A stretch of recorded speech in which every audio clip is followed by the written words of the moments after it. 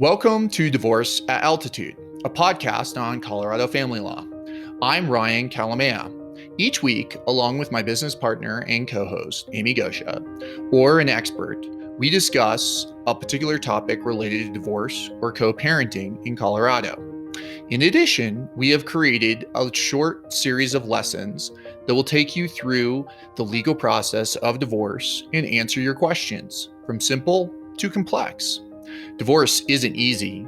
The end of a marriage, especially when children are involved, brings a great deal of loss and change. We hope these practical tips and insights will help you on your journey to a new and better life.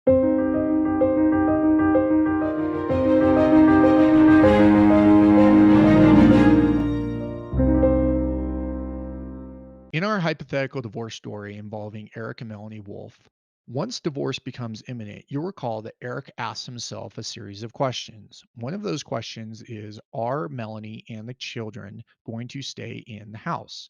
Indeed, Melanie is going to be thinking that exact same thing when she consults with her divorce lawyer. And that is because what happens to the family home and real estate in general is one of the most frequently asked questions in a Colorado divorce. This episode is focused on that scenario as well as what happens when real estate is sold in a Colorado divorce. First, the question of what happens to the family home is so frequently dealt with that it's actually explicitly identified in the statute on property division in Colorado, and that's 1410-113. Under that statute, the court must consider, quote, the desirability of awarding the family home or the right to live therein for reasonable periods to the spouse with whom any children reside the majority of the time. Most divorce judges will tell you that they will consider the children, even in equal parenting time arrangements, and the desirability of awarding the family home to one parent. The reason is that divorce results in change, and often that change is seen as a negative towards the children. If a child can wake up in the same bedroom, even if it's half the time or even less than half the time, that's seen as a positive.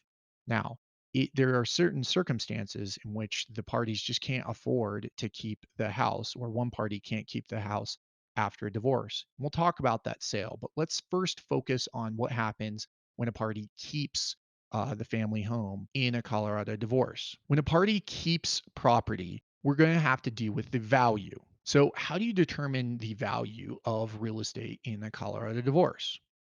There's a couple different ways. First, you could use tax assessments.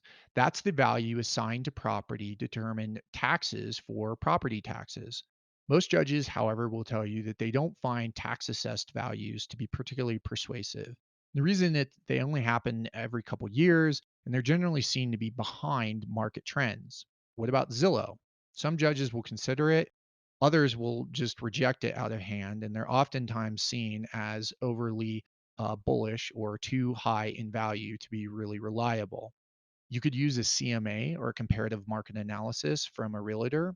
You can also use an appraisal from a prior refinance, and we'll get into refinance, but it might require that you get an appraisal done on the house to figure out the value. Related episodes that you might want to check out are a couple episodes, one including Chris Klug, where we talk about real estate in a divorce. We also have a long form episode on refinancing and mortgages. And indeed, when someone keeps the property, assuming that you determine the value and agree on what's that the party's going to keep the marital residence, you're going to often be confronting a refinance. So check out that long form episode to talk about it because it is something that's freely going to occur.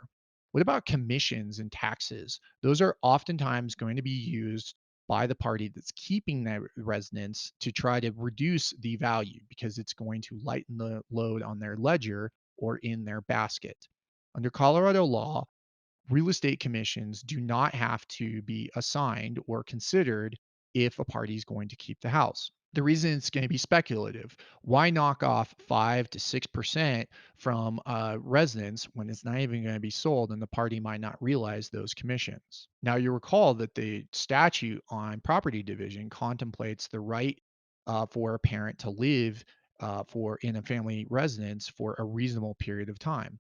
So it might be that the house is sold in a year after the kids finish high school, for example, or some reasonable period of time. In that circumstance, you might factor in the commission, or you might have an agreement. And we're going to talk about sales next on what happens to property when it is sold. Before we talk about selling real estate, we should also mention personal property.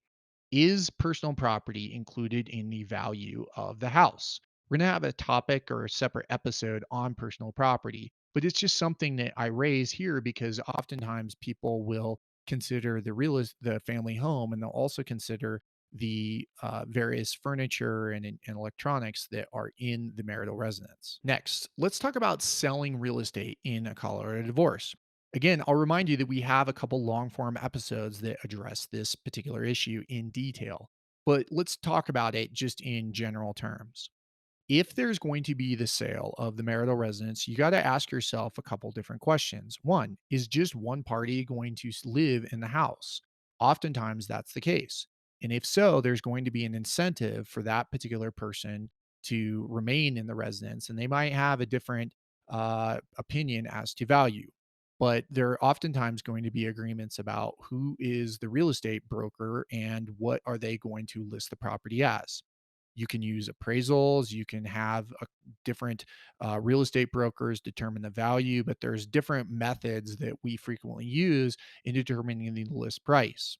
What happens when you get an offer? Well, oftentimes you'll get or have an agreement that there's a particular percentage, 95% or 90% of list price with standard contingencies is an example of an agreement where both parties contemplate the sale of the residence. Other related issues is what happens if there's a repair, who's going to pay the mortgage, who gets credit for the mortgage interest deduction on a tax return, and a whole host of different issues. That's not something that I'm going to get into in this particular episode, but I wanted to at least cover the general terms of what happens in a Colorado divorce because it is one of the most frequently asked questions that we see.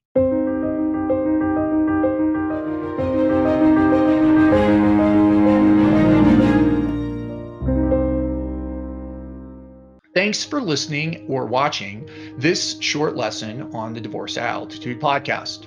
If you found this helpful, please leave a review or share with a friend. It does help for others that are going through or thinking about a divorce in Colorado. If you want to find out more information, please visit kalamaya.law or divorceataltitude.com, and that's KALAMAYA.law. Remember, this is educational information. It's not intended to be legal advice. Please consult with an attorney about the particulars of your case. We're happy to answer questions. Feel free to give us a call at 970 315 2365.